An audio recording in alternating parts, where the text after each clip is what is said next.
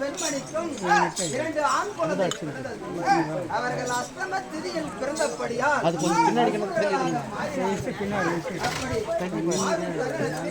அவருடைய உருவத்தை பார்த்த சூரிய பகவானே மறைந்து கொண்டார்.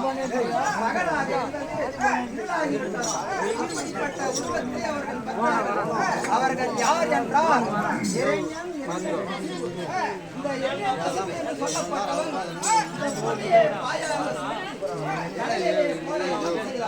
அப்போது நான் வராகன் என்ற பள்ளி உருவம் கொண்டு அவனை கொண்டு விட்டேன். ஆமா, அதே நாராயணா என் தம்பியை கொன்ற உன்னை கொல்லாமல் விட மாட்டேன் என்று பிரம்மதேவனை கோரி ஒரே கால் திருவருளை ஊன்றி தவம் புரிந்தான்.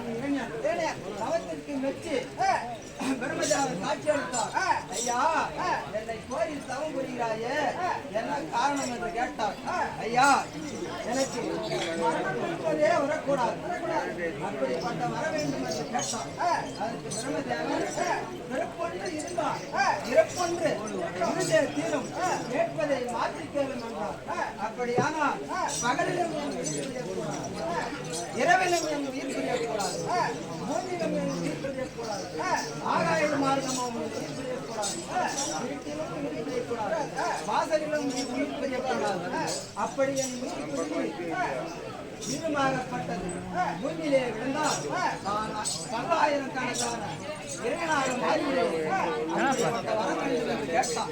உடனே யோசிக்காமல் பிரம்மதேவன் வரத்தை கொடுத்தார். வரத்தை பெற்றவுடன் அதே பிரம்மதேவன், நீ எனக்கு அடிமைப்பட்டவன், என் காலில் விழுந்து வணங்க வேண்டும் என்று பிரம்மதேவனை துன்புறுத்தினான். தேவர்களை எல்லாம் சிறையில் அடித்தான். உடனே என்னவனை கொல்வதற்கு எந்த வழி என்று நான் யோசிக்கும் தருணத்தில் என் மனைவியாகிய லீலாவதி கர்ப்பமாக இருந்தான். கர்ப்பமாக இருக்கும் தருணத்தில் நாரதரை வரவழைத்து, நாரதரே, மனைவி கர்ப்பமாக இருக்கின்றான், வயிற்றின் மேல் அமைந்து வயிற்றிலே வளரக்கூடிய சிசுவின் வாயில் நமோ நாராயண என்ற நாமதேயத்தை உற்சாகம் செய்யும்படி கட்டளையிட்டேன். அவ்வாறே நாரதர் செய்தார்.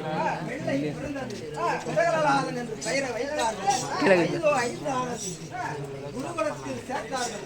குருகுலத்தில் குருவாகிய சுக்கராச்சாரியார் எல்லா பிள்ளைகளுக்கும் முதலில் ஓம் இரண்யாயன என்ற நாமதேயத்தை உற்சாகம் செய்யப்படுவதால் பாடங்களை சொல்லும்போது எல்லா பிள்ளைகளும் இரண்யாயன நம்ம என்று சொன்னார்கள்.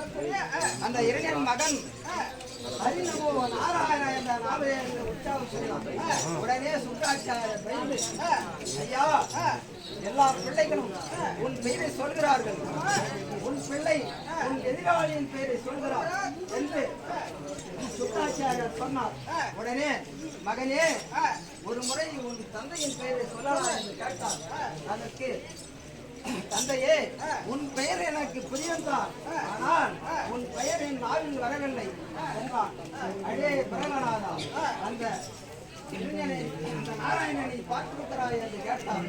தந்தையே, கடவுளை பார்க்க வேண்டுமே, ஆனால் என்னுள்ளும் இருப்பார், உன்னுள்ளும் இருப்பார், அந்த துரும்பிலும் இருப்பார், துரும்பிலும் இருப்பார், என்னுக்குள் என்னை நிறைந்திருப்பது போல எங்கும் யாகாந்தமாக நிறைந்திருப்பார் என்று சொன்னான். அடே பிரகலாதா, இந்த தூணில் இருப்பானா என்று கேட்டார். கண்டிப்பாக இருப்பான் தந்தையே என்று சொன்னான். உடனே